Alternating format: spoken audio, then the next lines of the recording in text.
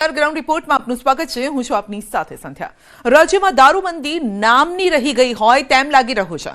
ગુજરાતમાંથી ક્યારે દારૂનો મસમોટો જથ્થો ઝડપાઈ જાય છે તો ક્યારેક દારૂની હાઈ પ્રોફાઇલ મહેફિલો ઝડપાઈ હોય છે અને બર્થડે પાર્ટી હોય કે એનિવર્સરીની પાર્ટી હોય, દારૂ અને હુક્કાની મહેફિલ જાણે કે હવે ફેશન બની ગઈ છે। અમદાવાદના સાણંદમાં આવી જ એક હાઈ પ્રોફાઇલ દારૂ અને હુક્કાની મહેફિલમાં પોલીસે રેડ કરી।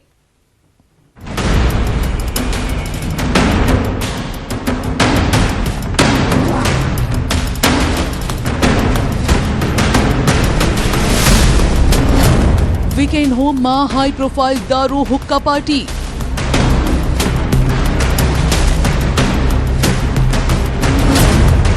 મેરેજ એનિવર્સરીની થીમ પાર્ટીમાં દારૂની રેલમછેલ।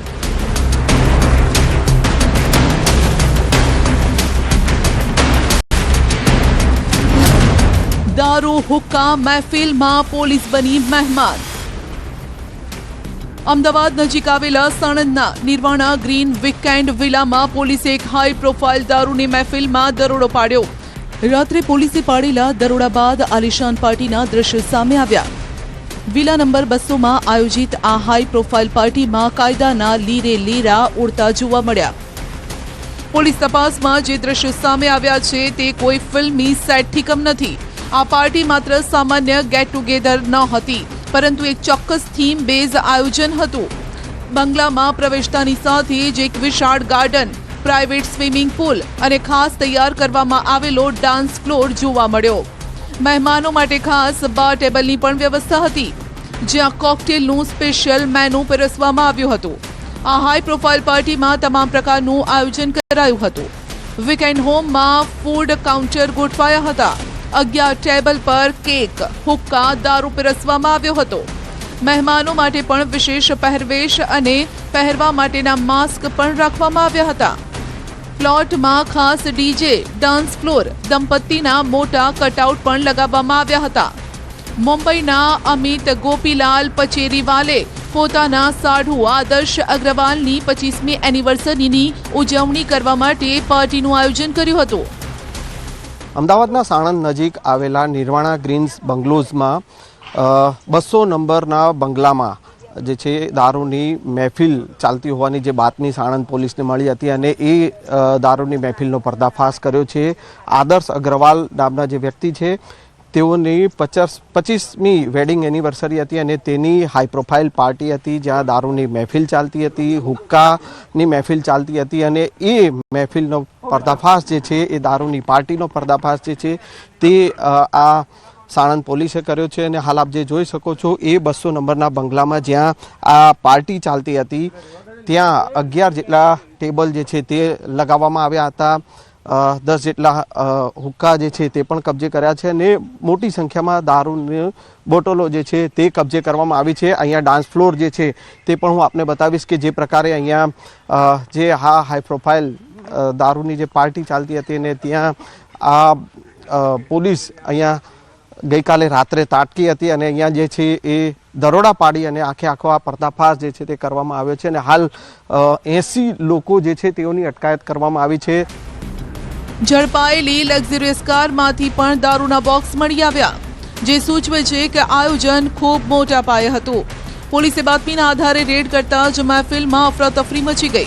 પોલીસે રેડ પાડી 8 સીલ બંધ દારૂની બોટલ, 7 અડધી ભરેલી દારૂની બોટલ, 3 ખાલી દારૂની બોટલ, 10 હુક્કા, 8 હુક્કાની ફ્લેવર્સ, 33 હુક્કાની ફ્લેવર્સવાળા ડબ્બા, 74 મોબાઈલ, 70 ગ્લાસ, 22 કાર સહિત કુલ 2.91 કરોડનો મુદ્દામાલ જપ્ત કર્યો। પોલીસે 81 લોકોની અટકાયત કરીને તેમને સાણંદની સરકારી હોસ્પિટલમાં મેડિકલ ટેસ્ટ માટે લઈ ગઈ અને જેમાં 43 પુરુષો અને 38 મહિલાઓનો સમાવેશ થાય છે અને બેકગ્રાઉન્ડની તપાસ પણ ચાલી રહી છે। અનેક મોટી હસ્તીઓ અને માલે તુજાર પરિવારના લોકો હોવાનું કહેવામાં આવી રહ્યું છે। પાર્ટી એનિમલ્સ જ્યારે પોલીસની બસમાંથી નીચે ઉતર્યા ત્યારે મોં છુપાવતા નજરે પડ્યા।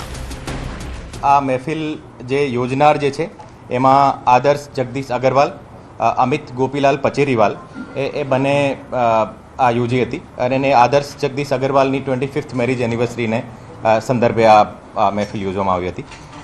ટોટલ આ કેસમાં 81 લોકોની ધરપકડ કરવામાં આવી હતી ઓર 81માં જે એમાં તમામ પ્રકારના જે આ મહેફિલમાં જે લોકો સંકળાયેલા હતા, જે સાઉન્ડવાળા છે, જે હુક્કા સપ્લાયર છે, જે ત્યાંના જે કેટરિંગના સ્ટાફ છે, એ તમામને વિરુદ્ધ કાર્યવાહી કરવામાં આવી છે ઓર અત્યાર સુધી જે ટોટલ 2 કરોડ અને 30 લાખ જેવો ટોટલ મુદ્દામાલ જપ્ત કરવામાં આવેલો છે. આ પાર્ટીની તૈયારી છેલ્લા 5 થી 7 દિવસથી ચાલી રહી હતી. તમામ મેડિકલ ટેસ્ટ કરવામાં આવ્યા છે. પાર્ટીમાં ડ્રગ્સનો ઉપયોગ થયો છે કે નહીં તે જાણવા માટે તમામના બ્લડ સેમ્પલ એફએસએલમાં મોકલાયા. તમામની મેડિકલ રિપોર્ટ કરવામાં આવી છે ઓર એમાં કોઈ ડ્રગ્સની હાજરી છે કે નથી એ પણ એફએસએલમાં એના સેમ્પલ, હુક્કાના સેમ્પલ મોકલવામાં આવેલા છે ઓર જ્યારે રિપોર્ટ આવશે તો જે એનડીપીએસની કલમો પણ એમાં ઉમેરવામાં આવશે. અત્યારે જે એમની પૂછપરછમાં જે ખબર પડી છે એમાં 5 થી 7 દિવસથી એ લોકો પ્લાનિંગમાં હતા ઓર આ પ્લાનિંગના આધારે આ જે વેન્યુ જે નક્કી કર્યો હતો ઓર એને આધારે ઇન્વિટેશન એના ક્લોઝ ફ્રેન્ડ ગ્રુપ હતા બધા ઓર એ ક્લોઝ ફ્રેન્ડ ગ્રુપને ત્યાં ઇન્વાઇટ કર્યા હતા આ પાર્ટીમાં. ગુજરાતમાં દારૂબંધીવાળા દાવા પોકળ. ગુજરાતમાં દારૂબંધી માત્ર કાગળ પર જ રહી ગઈ હોય તેમ રાજ્યમાં ઠેર ઠેર દારૂની રેલમછેલ જોવા મળી રહી છે. દારૂબંધી હોવા છતાં મોટી હાઈ પ્રોફાઇલ દારૂ પાર્ટીઓનું આયોજન થાય છે. પાર્ટીઓ માટે દારૂ રાજ્યમાં ઘૂસે છે કેવી રીતે? પાર્ટી એનિમલ્સમાં દારૂ પાર્ટીઓ યોજવાની હિંમત આવે છે ક્યાંથી? જો કે પોલીસે આવા કાર્યક્રમો પર ઝીરો ટોલરન્સની નીતિ અપનાવીને સખત કાર્યવાહી કરવાની વાત કરી છે. પણ કાયદાની દ્રષ્ટિએ જોઈએ તો મહેફિલ પકડાય થોડાક દિવસ 2 દિવસ સુધી પોલીસ વાતો કરે કે અમે કરી, પણ હકીકતની અંદર મોટા પાયે ચાલતો આ દારૂનો કારોબાર અને એના કારણે થતી મોટી મહેફિલો અને આ મહેફિલો સામે કડક પગલાં ન લેવાની ભાજપા સરકારની અને ખાસ કરીને ગૃહ વિભાગ જે ભ્રષ્ટાચારનો એપી સેન્ટર છે એના કારણે ગુજરાતમાં બધું ચાલી રહ્યું છે. માત્ર એક જ મહિનામાં તૂટ્યું ઠાકોર સમાજનું બંધારણ. સમાજનો નાનો માણસ નહીં પરંતુ ઉપલી હરોળમાં બેસનાર આગેવાનોએ નિયમોને કોરાણે મૂકી લગ્નમાં કર્યા ભારે ભપકા ને પછી શરૂ થયો વિરોધનો વંટોળ કે શું નિયમો માત્ર નાના માણસો માટે જ છે?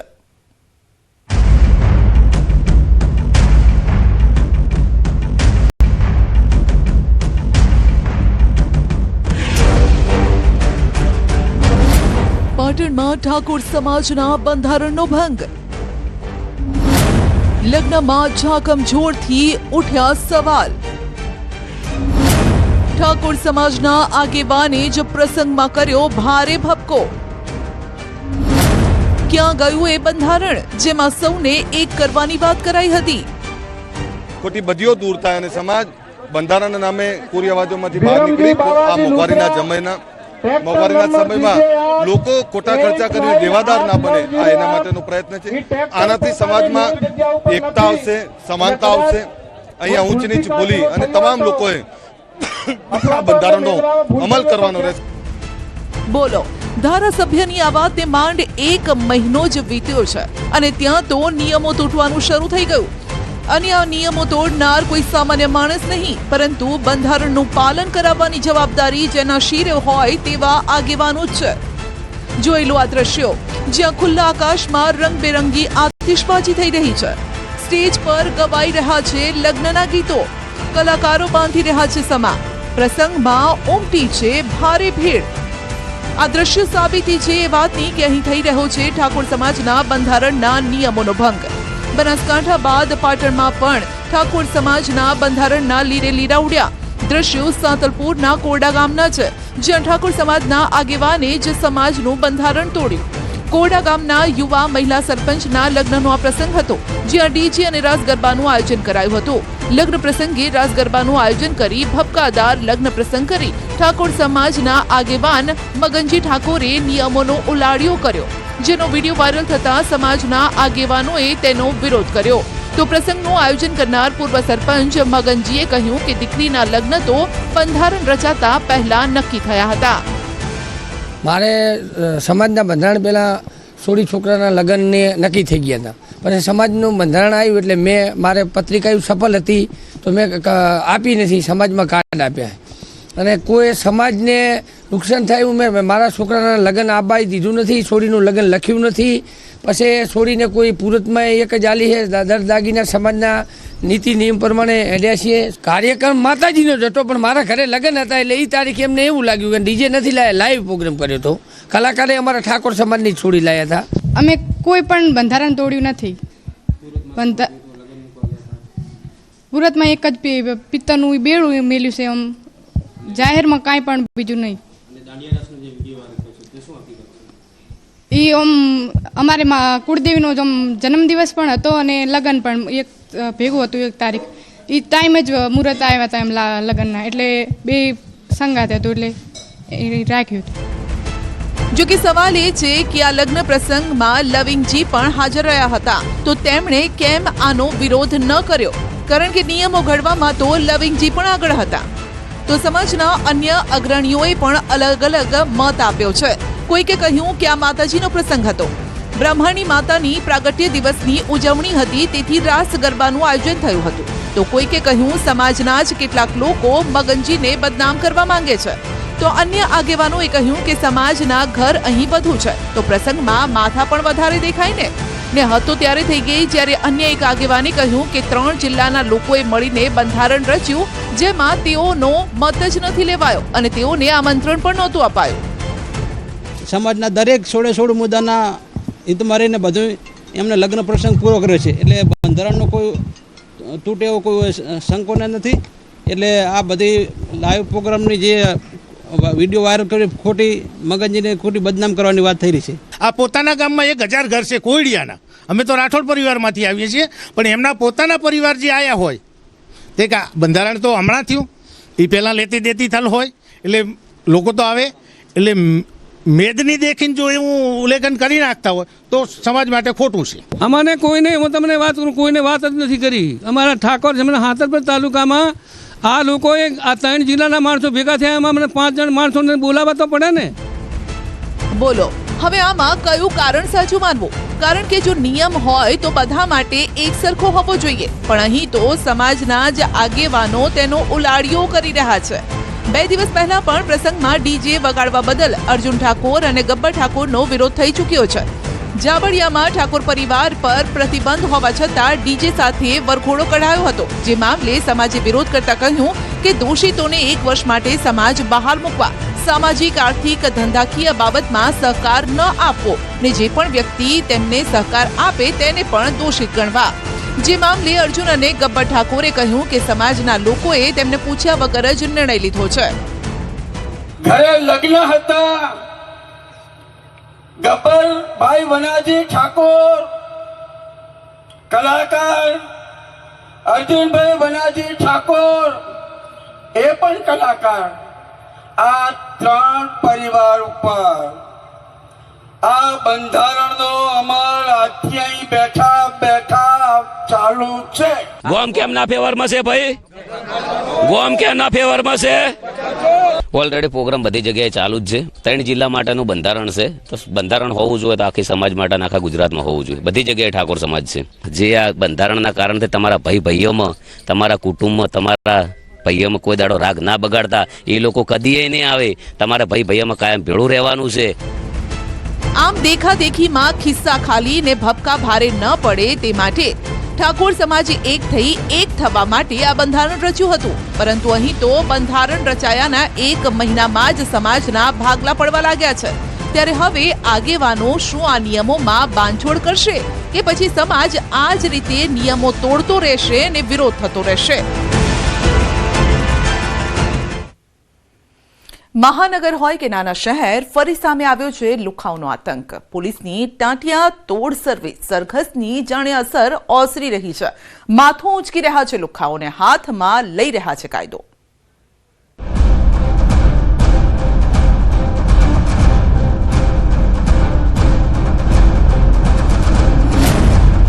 અસામાજિક તત્વોનો વધ્યો ત્રાસ. શું પોલીસની ઓછી થઈ ગઈ ધાક? અમદાવાદમાં તલવારો લઈ ખુલ્લેઆમ દાદાગીરી. ખંભાળિયામાં પાનના દુકાનદાર પર જીવલેણ હુમલો. સુરતમાં સામાન્ય બોલાચાલીમાં ઉછળી તલવારો. ડીસામાં વેપારી પરિવાર પર પાઇપ અને ધોકાથી હુમલો.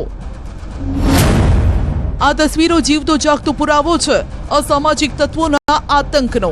આ તસવીરો પુરાવો છે કે કાયદાના શાસનમાં કેવી રીતે ઉડી રહ્યા છે લીરે લીરા. પોલીસનો જાણે કોઈ ડર જ ન હોય તેમ અસામાજિક તત્વો છાકટા બન્યા છે. પોલીસની ટાંટિયા તોડ સર્વિસ, સરઘસ કે બુલડોઝર કાર્યવાહીનો આ લુખ્ખાઓમાં કોઈ ખોફ જ નથી. તલવારો લઈ ખુલ્લેઆમ દાદાગીરી. અમદાવાદના ગોમતીપુરમાં ફરી અસામાજિક તત્વો સક્રિય થયા. છોટાલાલની ચાલીમાં લુખ્ખાઓ તલવારબાજી કરી સોસાયટીને બાનમાં લેવા માટે ઉતારૂ હતા. 3 ફેબ્રુઆરીએ અગાઉ પણ તલવારબાજી કરી લોકોને ડરાવી ચૂકેલા રીઢા ગુનેગારોએ સિરાજ અંસારીને ધમકી આપી. ત્યારબાદ બીજા દિવસે અન્ય 2 વ્યક્તિઓ પર હુમલો કર્યો. આરોપીઓએ 2 યુવકોને બેઝબોલના દંડાથી માર માર્યો. આ મામલે 4 શખ્સો સામે ઝઘડો કર્યાનો આરોપ છે. વારંવાર એક જ ચાલીમાં મારપીટની ઘટનાથી પોલીસની કામગીરી પર સવાલો ઉભા થયા. માત્ર 920 રૂપિયા માટે જીવલેણ હુમલો. લુખ્ખા તત્વોના આતંકના દ્રશ્યો જમખંભાળિયાના છે. અહીં પાનના વેપારીએ લુખ્ખા પાસે બાકી 920 રૂપિયાની ઉઘરાણી કરી. લુખ્ખા તત્વો ગુસ્સે ભરાયા અને વેપારી કંઈ સમજે તે પહેલા જ દુકાનમાં ઘૂસીને માર માર્યો. દ્રશ્યમાં જોઈ શકાય છે કે વેપારી દુકાનની અંદર ખુરશીમાં બેઠો છે અને ત્યારે એક શખ્સ દુકાનના થડા પર ઊભો રહીને યુવાનને મારે છે, જ્યારે કે 2 ટપોરીઓએ વેપારીનો પગ પકડી રાખ્યો. એક વ્યક્તિ મારે છે. ઢોર માર મારી લોહી લુહાણ કરી નાખ્યો. આ અંગેની ફરિયાદ કરતા પોલીસે 4 આરોપીને પકડીને સરઘસ કાઢ્યો. વરઘોડો કાઢી લુખ્ખાઓની હવા કાઢી. સામાન્ય બોલાચાલીમાં ઉછળી તલવારો. સુરતથી પણ કંઈક આવા જ દ્રશ્ય સામે આવ્યા, જ્યાં સામાન્ય બોલાચાલીએ ઉગ્ર સ્વરૂપ ધારણ કર્યું. સામાન્ય બોલાચાલીમાં ઉછળી તલવારો. ઉધનાના કાશીનગરમાં કેટલાય શખ્સોએ સામાન્ય બોલાચાલીમાં 2 યુવક સાથે મારામારી કરી.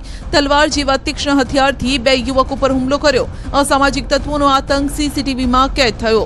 ઉધના પોલીસે સીસીટીવીના આધારે તપાસ હાથ ધરી. સંવેદનશીલ વિસ્તારમાં ડ્રોનથી કોમ્બિંગ. સુરતના ભેસ્તાન પોલીસ સ્ટેશન વિસ્તારમાં કાયદો અને વ્યવસ્થા જાળવી રાખવા માટે પોલીસે એક સુઆયોજિત કોમ્બિંગ ઓપરેશન હાથ ધર્યું. આ ઓપરેશનમાં ટેકનોલોજી અને માનવબળનો સમન્વય જોવા મળ્યો. પોલીસની ટીમો જ્યારે જમીન પર 100થી વધુ પ્લાસ્ટિકના ઝૂંપડાઓમાં તપાસ કરી રહી હતી, ત્યારે આકાશમાં ડ્રોન કેમેરા સતત નજર રાખી રહ્યા હતા. આ ડ્રોન સર્વેલન્સનો મુખ્ય હેતુ એ હતો કે ગીચ વિસ્તારોમાં તપાસ દરમિયાન કોઈ પણ અસામાજિક તત્વ પોલીસને જોઈને નાસી ન જાય. પોલીસે ખાસ કરીને ભેસ્તાનના સંવેદનશીલ ગણાતા 3 જેટલા મોટા ઝૂંપડપટ્ટી વિસ્તારોને ટાર્ગેટ કર્યા. અહીં રહેતા લોકોની ઓળખની ખાતરી કરવા માટે કુલ 78 શંકાસ્પદ વ્યક્તિઓને ચેક કરાયા. આ દરમિયાન પોલીસે ડ્રોન દ્વારા એ પણ સુનિશ્ચિત કર્યું કે ઝૂંપડીઓની આસપાસની ખુલ્લી જગ્યાઓમાં કોઈ ગેરકાયદેસર પ્રવૃત્તિ તો નથી ચાલી રહી ને. ઓપરેશનમાં 12 બુટલેગરો, 8 હિસ્ટ્રી શીટરોને શોધી તેમની હાલની પ્રવૃત્તિ અંગે પૂછપરછ કરાઈ. આ ઉપરાંત 4 ટપોરી ગણાતા વ્યક્તિઓને ચેક કરાયા. પોલીસની આ આક્રમકતાના કારણે ગુનેગારોમાં ફફડાટ ફેલાયો છે. વેપારીના પરિવાર પર જીવલેણ હુમલો. બનાસકાંઠાના ડીસામાં જમીન મુદ્દે ટ્રાન્સપોર્ટના વેપારી પર જીવલેણ હુમલો કરવામાં આવ્યો. ઘરની પાછળની વાડાની જમીન મામલે વેપારી, તેમની પત્ની સહિત 4 લોકો પર લોખંડની પાઇપ અને ધોકા વડે હુમલો થયો, જેમને સારવાર માટે પાલનપુર સિવિલ હોસ્પિટલ ખસેડાયા. જમીન વિવાદને લઈને લાંબા સમયથી કોર્ટમાં કેસ ચાલી રહ્યો છે. ટ્રાફિક પોલીસની દાદાગીરી. રાજકોટમાં ફરી ટ્રાફિક પોલીસ વિવાદમાં આવી. ટ્રાફિક પોલીસની દાદાગીરીના આક્ષેપ થઈ રહ્યા છે. પાર્કિંગમાં પડેલ 2 વ્હીલર ટ્રાફિક પોલીસ ટોં કરીને લઈ ગઈ હોવાનો દાવો છે, જ્યારે કે આ મામલે વાહન ચાલક રજૂઆત કરવા પહોંચ્યો તો કાર ચઢાવી હોવાનો આક્ષેપ કર્યો. ટ્રાફિક પોલીસની દાદાગીરીની એડવોકેટે પોલીસ કમિશનરને રજૂઆત પણ કરી છે. આસારામને વધુ એક ઝટકો લાગ્યો છે. અમદાવાદમાં આસારામના શાહી મહેલ પર બુલડોઝર ફેરવવા હાઈકોર્ટે લીલી ઝંડી આપી દીધી અને હવે આસારામ આશ્રમની જમીનની માલિકી કાયદેસર રીતે સરકારને પરત મળશે.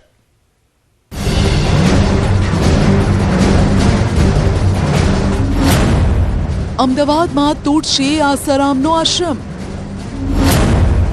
આસારામના આશ્રમ પર બુલડોઝર ફરશે. 500 કરોડની જમીન પરત લેવા હાઈકોર્ટની લીલી ઝંડી. આસારામનો આ શાહી મહેલ હવે જમીદોસ્ત થશે. લંપટ ગુરુ આસારામને વધુ એક ઝટકો મળ્યો છે. રેપિસ્ટ આસારામનું અમદાવાદનું સરનામું હવે વીંખાઈ જશે. 500 કરોડની જમીન પર બનેલા આશ્રમ પર બુલડોઝર ફરી વળશે. સાબરમતીના કાંઠે વિશ્વના સૌથી મોટા ક્રિકેટ સ્ટેડિયમ પાસે મોટેરામાં આસારામ આશ્રમની 45,000 ચોરસ મીટરથી વધુ જમીન પાછી લેવા હાઈકોર્ટે રાજ્ય સરકારને મંજૂરી આપી દીધી છે. ગુજરાત હાઈકોર્ટે આસારામ આશ્રમ પાસેથી 45,000 ચોરસ મીટરથી વધુ વિસ્તારની જાહેર જમીન પાછી લેવા રાજ્ય સરકારના પગલાંને યોગ્ય ઠેરવ્યું છે. વિવાદિત જમીન અમદાવાદના મહત્વના સ્થળે આવેલી છે. નરેન્દ્ર મોદી સ્ટેડિયમ અને સરદાર પટેલ સ્પોર્ટ્સ કોમ્પ્લેક્સની બાજુમાં આવેલા મોટેરાએ શહેરના રમતગમત અને શહેરી ભવિષ્યના કેન્દ્ર બિંદુ તરીકે સ્થાન મેળવ્યું છે. અમદાવાદ કોમનવેલ્થ ગેમ્સ 2030 માટે તૈયારી કરી રહ્યું છે અને લાંબા ગાળે ઓલિમ્પિક્સ માટેના સપનાઓ પોષી રહ્યું છે. ત્યારે આ જમીન પાછી મળવી મહત્વપૂર્ણ છે. ગુજરાત હાઈકોર્ટના જજ વૈભવી ડી નાણાવટીએ 5 ફેબ્રુઆરીએ આપેલો આ ચુકાદો મહિના લાંબે વિસ્તૃત દલીલો બાદ કરવામાં આવ્યો છે, જેથી હવે આસારામ આશ્રમની જમીનની માલિકી કાયદેસર રીતે સરકારને પરત મળશે. આજે જે હુકમ થયો છે જે મુજબ જે મોટેરા આશ્રમને લગતી જમીન છે, જે જમીન પર જમીનને જે સરકાર તરફથી જે ધી સ્ટેટ ઓફ આર્ટનું જે કોમ્પ્લેક્સ છે તે માટે એક્વાયર કરવાની જે એક્વાયર કરવા માંગતા હતા તે માટે હુકમ કરવામાં આવ્યો છે. 500 કરોડની જમીન પર બનેલા આસારામ આશ્રમમાં 32 જેટલા ગેરકાયદેસર બાંધકામ કરવામાં આવેલા છે, જેને દૂર કરવા માટે અમદાવાદ મ્યુનિસિપલ કોર્પોરેશનને નોટિસ આપી છે. ત્યારે 21 જાન્યુઆરી 2026 એએમસીએ આશ્રમની ઇમ્પેક્ટ ફીની અરજી નામંજૂર કરી હતી અને એપેલેટ ઓથોરિટીમાં કેસનો નિકાલ લાવવા માટે સૂચના આપી હતી. કોર્ટ સમક્ષ રાજ્ય સત્તાવાળાઓએ એક મજબૂત હકીકત આધારિત રજૂ કરી કે દાયકાઓ પહેલા માત્ર મર્યાદિત ધાર્મિક ઉપયોગ માટે આપવામાં આવેલી જમીન ધીમે ધીમે તેની કાયદેસર સીમાઓને પાર કરતી ગઈ હતી. જમીન ફાળવણી સાથે જોડાયેલી શરતો સ્પષ્ટ હતી કે તેમાં કોઈ વ્યાવસાયિક પ્રવૃત્તિ નહીં થાય, કોઈ અનઅધિકૃત બાંધકામ નહીં થાય, જરૂરી મંજૂરીઓનું કડક પાલન કરાશે. તેમ છતાં તપાસ દરમિયાન ફાળવેલી જમીન કરતાં ઘણી વધારે જમીન પર વ્યાપક બાંધકામ અને કબજો થયેલો હોવાનું બહાર આવ્યું. રાજ્યના કેસને વધુ વજન આપતી બાબત એ હતી કે આશ્રમે જાતે જ વારંવાર અનઅધિકૃત બાંધકામને નિયમિત કરવાની અરજીઓ કરી હતી. તાજેતરમાં અમદાવાદ મ્યુનિસિપલ કોર્પોરેશને મોટેરા સ્થિત આશ્રમમાં આવેલી 30થી વધુ ગેરકાયદેસર રચનાઓને નિયમિત કરવાની અરજીઓને નામંજૂર કરી હતી અને સ્પષ્ટ કર્યું હતું કે ખાસ કરીને આવા સંવેદનશીલ શહેરી વિસ્તારમાં ગેરકાયદેસર બાંધકામને કાયદેસર બનાવી શકાય નહીં. હાઈકોર્ટના આ ચુકાદા બાદ લાંબા સમયથી કાનૂની ગૂંચવણમાં અટવાયેલી વિશાળ જમીન હવે રાજ્ય સરકારના નિયંત્રણમાં પાછી આવવાની દિશામાં છે. વડોદરામાં ટ્રક ચાલકે બ્રેક મારતા લોખંડની એંગલો કેબિનમાં ઘૂસી ગઈ. સ્ટીયરિંગ અને સીટ કાપી ડ્રાઈવરને આગળ જતી કારને બચાવવા જતા ટ્રકે બ્રેક મારી અને લોખંડી એંગલો કેબિનમાં ઘૂસી ગઈ. વિચલિત કરી નાખે તેવા દ્રશ્યો વડોદરાના છે. વડોદરા શહેર પાસેથી પસાર થતા નેશનલ હાઈવે 48માં આવેલા દેણા બ્રિજ પર ટ્રક ચાલક આગળ જતી કાર ચાલકને બચાવવા જતા બ્રેક મારી. ટ્રકના પાછળના ભાગમાં રહેલ લોખંડની એંગલો કેબિનમાં આવી જતા ડ્રાઈવર ફસાઈ ગયો. સુરતથી અમદાવાદ જતા દેણા બ્રિજ પર ટ્રકનો ડ્રાઈવરનો સદનસીબે જીવ બચી ગયો, પરંતુ કેબિનમાં એવી ફસાઈ ગયો કે ફાયરની ટીમને પહોંચવું પડ્યું. ફાયરની ટીમે ઘટના સ્થળે પહોંચી રેસ્ક્યુ ઓપરેશન હાથ ધર્યું. 1 કલાકની ભારે જહેમત બાદ ટ્રક ચાલકને સીટ અને સ્ટીયરિંગ કાપી બહાર કાઢવામાં આવ્યો. ડ્રાઈવરને બહાર કાઢવા માટે મિની ક્રેનની પણ મદદ લેવાઈ. ઇજાગ્રસ્ત ટ્રક ચાલકને તાત્કાલિક હોસ્પિટલ ખસેડવામાં આવ્યો. અમદાવાદમાં ફરી એકવાર જોવા મળ્યો રફતારનો કહેર. વાસણા વિસ્તારમાં આવેલા ચંદ્રનગર બીઆરટીએસ ટ્રેકમાં જોરદાર અકસ્માત થયો. બીઆરટીએસ ટ્રેકમાં બેફામ સ્પીડે વાછરડા ભરેલી ગાડી લઈને જતા કાર ચાલકે અકસ્માત સર્જ્યો, જેમાં બીઆરટીએસ ટ્રેકના દરવાજા, લાઇટના પોલ તેમજ ડિવાઈડર સહિતની જગ્યાઓને નુકસાન થયું. અકસ્માત બાદ કાર ઊભી રહી ગઈ હતી અને એરબેગ ખુલી ગઈ હતી, જેમાં કારમાંથી 3 શખ્સ ભાગી ગયા હતા, જ્યારે એક વ્યક્તિને સ્થાનિક લોકોએ ઝડપી પાડ્યો. લોકોએ કારમાં જોતા તેમાં વાછરડા ભરેલા હતા, જેથી તાત્કાલિક પોલીસને જાણ કરી અને પોલીસે ઘટના સ્થળે પહોંચી અકસ્માતનો અવાજ આવતાની સાથે સ્થાનિકો દોડી આવ્યા. કારમાં જોતા ખૂબ જ ખરાબ હાલતમાં 4 જેટલા વાછરડા ખીચોખીચ રીતે ભરી રાખવામાં આવ્યા હતા. ધોલકા વિસ્તારથી આવી રહેલી કારમાં 4 ગૌવંશની ગેરકાયદેસર તસ્કરી કરવામાં આવી રહી હતી. કારના ડ્રાઈવરનું નામ મકબૂલ હોવાનું સામે આવ્યું. ગ્રાઉન્ડ રિપોર્ટમાં અત્યારે બસ આટલું જ. વધુ સમાચાર અને અપડેટ માટે જોડાયેલા રહેશો ન્યૂઝ 18 ગુજરાતી સાથે. રજા આપશો. નમસ્કાર.